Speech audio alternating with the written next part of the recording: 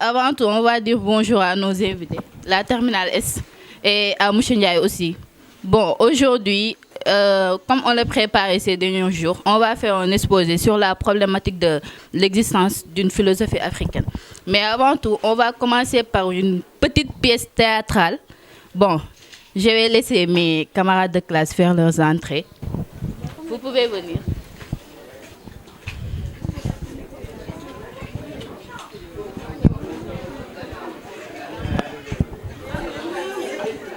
La race supérieure et la race inférieure.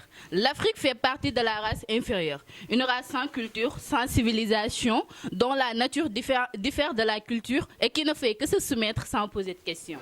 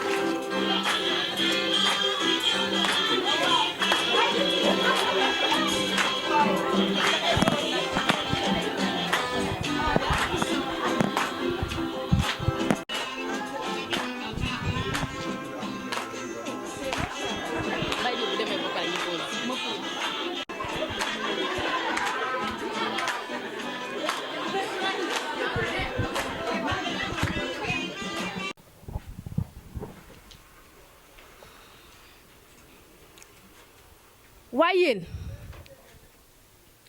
waxambaane bi dey ak njagamaar yi dey nee na ñun africain yi amuñu culture amuñu philosophie ak ngaa juum ñun africain yi ñun rek ñu am culture am philosophie.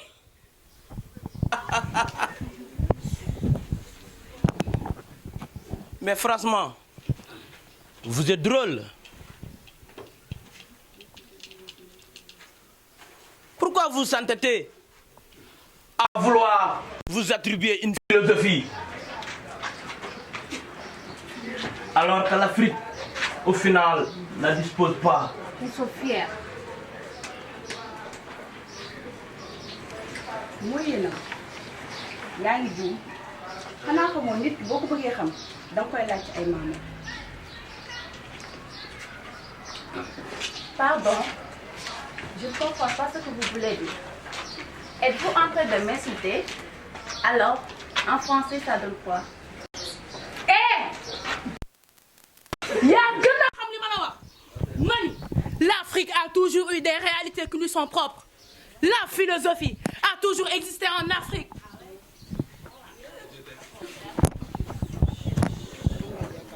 Pardon? Écoutez-moi celle-là. Vous vous êtes complètement trompé. Mais ça, ce n'est pas de la philosophie, mais plutôt de l'ethnologie. Pour être plus clair, vous confondez la philosophie et l'ethnologie. Hey, hey! Vous avez tout faux. C'est pas une ethnologie, mais une culture, une vie, une réalité, de regorger de sens, c'est-à-dire une philosophie. La philosophie a des critères. C'est le doute, la rationalité, l'universalité et l'identité des auteurs. mooy yéen xanaa xamoon ne sax olof daa am philosophie boppam.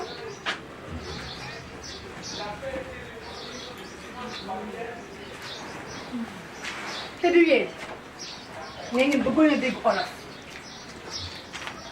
doon wax olof naan xamal ñaar suba di ngeen bëgg a làkk olof waaye doon ko làkk mukk waaye yéen wax leen ko muy leer. da ngay jël Kocc Barma Fall Birima ma xureeja Demba Xoole Fall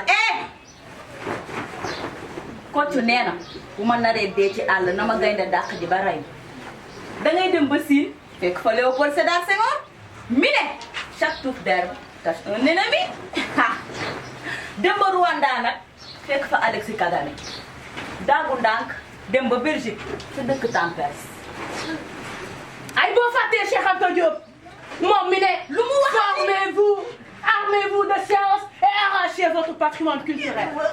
Hey, philosophe Magbinena. lu mu wax. La philosophie africaine. lu leer. Chers élèves, malgré les préjugés racistes à l'égard de l'Afrique, comme je viens de le représenter, vous n'êtes pas sans savoir que des Africains eux-mêmes pensent que l'Afrique n'a pas de philosophie comme les europhilosophes.